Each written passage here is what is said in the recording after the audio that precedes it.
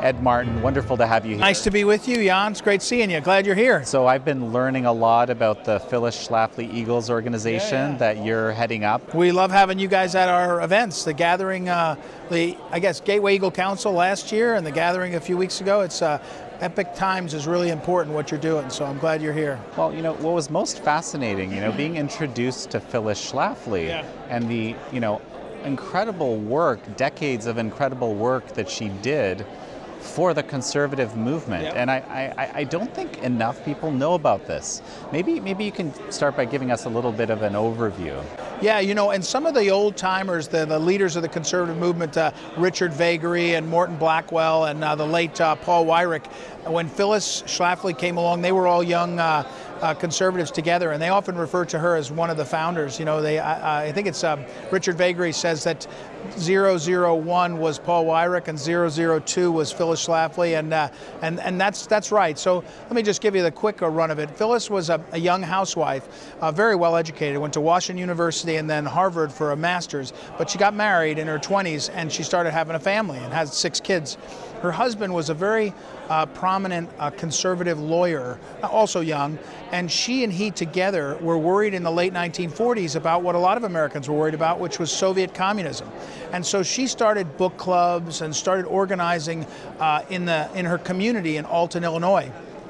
Along the way, she became a writer. She was always a writer, and she kept writing books. Well, she's Harvard educated. Yeah, she did a master's at Harvard. Yeah, she did a master's at Harvard. So she started writing, and so in the 1960s, she was always active in politics. 1960s, she got involved to help Goldwater, and she wrote a book called A Choice Not an Echo, which is considered a seminal work of the conservative movement. Described basically how the Eastern elite moderates had tried to take over the Republican Party. It succeeded in a lot of ways. Starting in '52, Phyllis was at the Republican convention in '52, and then she was at every convention until 2016 when she was there for Donald Trump. The most extraordinary length of service, I think, in any political... Sounds unbelievable. No, it is. It's extraordinary. So, but what she identified was the elites were often taking over the party from conservatives. And she wrote this book, A Choice Not an Echo, in '64. And it really launched Goldwater, who lost. No one was going to beat Johnson after Kennedy was killed, frankly, but he lost. But it launched the conservative movement that yielded ultimately Reagan, and she would argue and did argue, and ultimately Trump. And along the way, she learned how to organize. She organized conservatives. She was the first person who was able to get conservatives to gather around an issue and put aside religion. So in the 1950s and 60s in America, the Protestants didn't work well with the Catholics, and the Mormons didn't work well with the Jews. And she is able, on the fight against the ERA, to get that group to say, let's agree, put theology behind us and agree. And that's what became the moral majority and all the movement where Reagan capitalized on it. They all modeled themselves on her. So she was this big joining force. That's right. The conservative movement. Stop bickering, start working together. And she also was very practical. For someone who is identified as a real hardline conservative, she was a true conservative.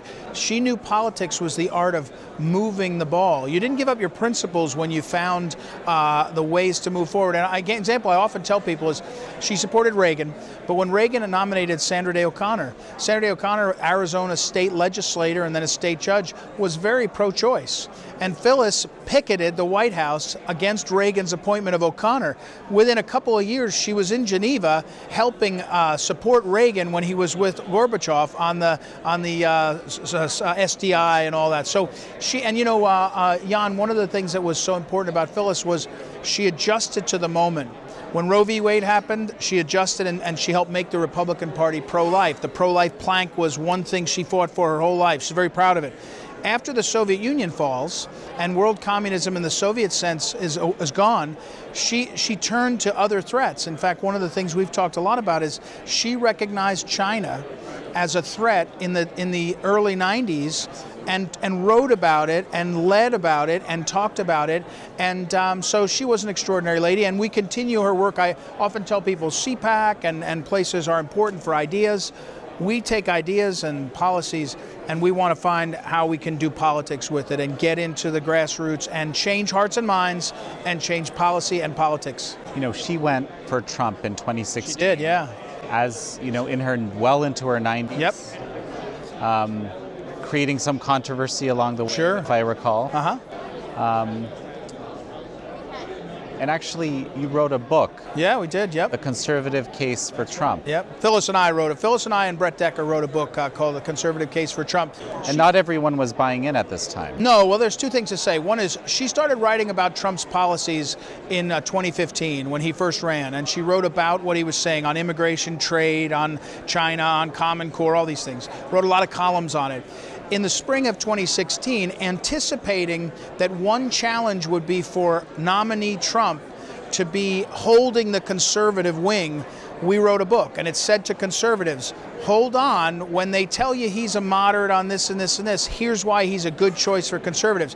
Now, we were betting, as we wrote that in April, May, and June, really April and May, writing the book, we were betting that he would get the nominee. He was pretty close, but he had to lock it up. And then, so it came out in September, the day after Phyllis died, the book came out.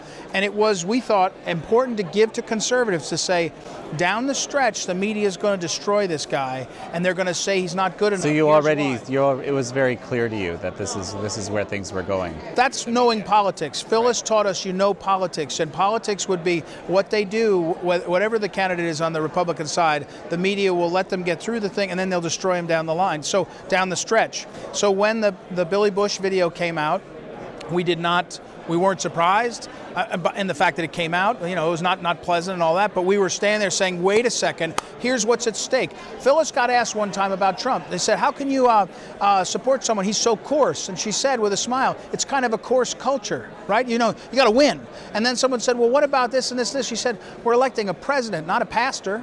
Right? One time someone asked her about the Pope, and she said, the Catholics rely on the Pope for faith and morals, not for politics, right? And they shouldn't. So, right. So Trump was somebody she believed America needed and could take on political incorrectness, take on some of the powers that be. And I think where she is right now, looking down on us, she's enjoying the Trump presidency. Well, incredible story. So what are the Phyllis Schlafly Eagles up to now? Well, the Phyllis Schlafly Eagles, that's kind of the umbrella description of the work we do. We have, across the country, we have thousands of Eagles that are affiliated with our work. Very few of them are paid. We have a few staffers and a few people that get a slight payment. Most of them are volunteers. In the state capitals and in big cities or wherever they are, they're making a difference on policy. But we tell people that the Phyllis Schlafly Eagles, if you ask me, Ed, give me 20 seconds, 5 things we care about that we're working on every day. Helping the Trump agenda be good and succeed, protecting life in America, protecting our Constitution, protecting American sovereignty on trade and on immigration, and promoting Phyllis Schlafly as one of the... Keeping her legacy. Yeah, one of the iconic leaders. What she taught about God and faith and family and this nation is a great gift. There's a film coming out about her, right? Well, there's 2 things, Jan. It's funny you asked that. The MSNBC has recently done a documentary about the ERA that's coming out sometime in the spring here. We don't know. But then in the fall, well, we don't know exactly when, FX is doing a full-blown 9-episode series with Cate Blanchett, the big movie star. It's called Mrs. America, about Phyllis Schlafly. I'm sure they'll treat her poorly, but we will be here to say, hey, the reason they're treating her at all is because she was a great, great, iconic leader. Last thing I'll tell you, Jan, about her and talk about this issue. Phyllis used to say, I had it all, just not all at once. She had a husband that she loved immensely, children, she wrote books, she appeared on TV. She launched Phil Donahue because when Donahue was a regional show in Ohio, I think it was, she appeared as the foil. Donahue was in the center. He had a feminist and he had Phyllis, and he had these, she was on 60 some odd times, and he became this iconic, I'm here for this, remember he was a kind of liberal feminist movement, and I was being a little facetious that she launched it, but he needed her as a foil, and she was wonderful at it, and she had a great joy. She was a great person who understood where she fit into what the Lord did for her and her faith and her a sense of herself and joy for what she believes in. Ed, incredible to have you here. Yeah, Jan, great to see you. Great to see you.